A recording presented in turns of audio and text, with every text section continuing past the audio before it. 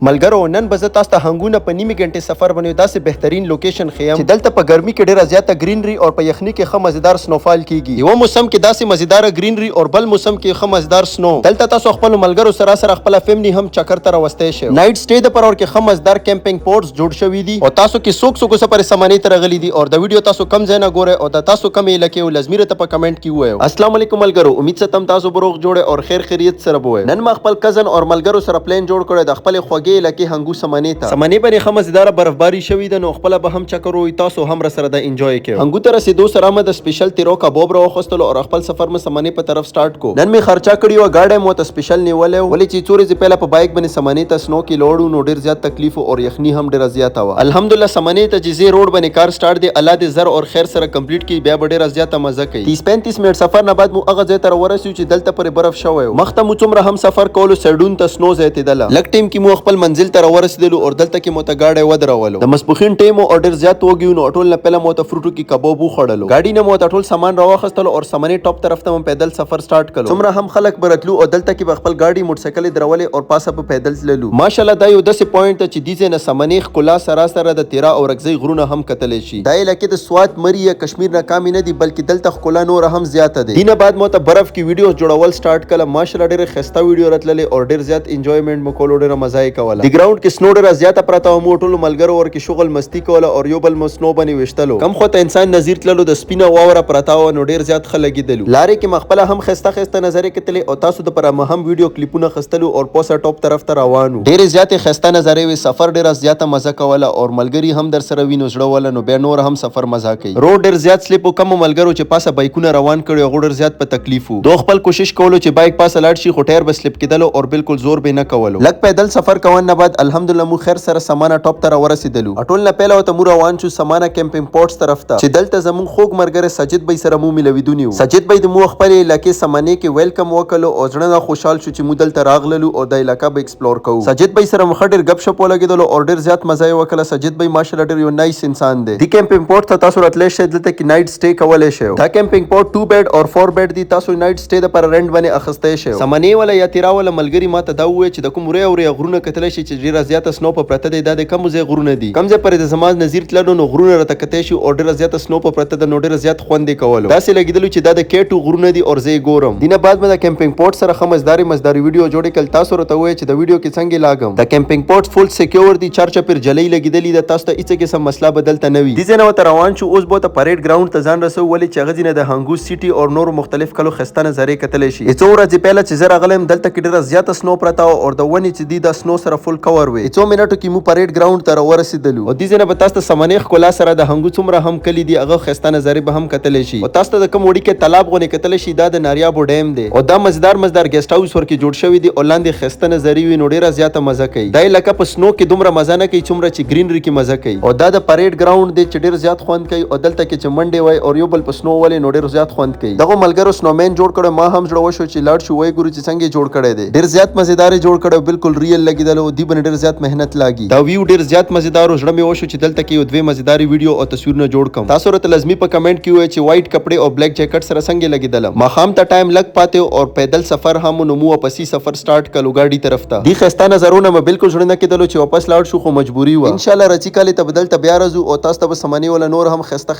ولاګونه جوړو. امید کوم دا ولاګ به تاسو خوښ شوی. لایک شیر کمنټ لازمي وکړئ او دعاګانو کې مې یاد ساتئ.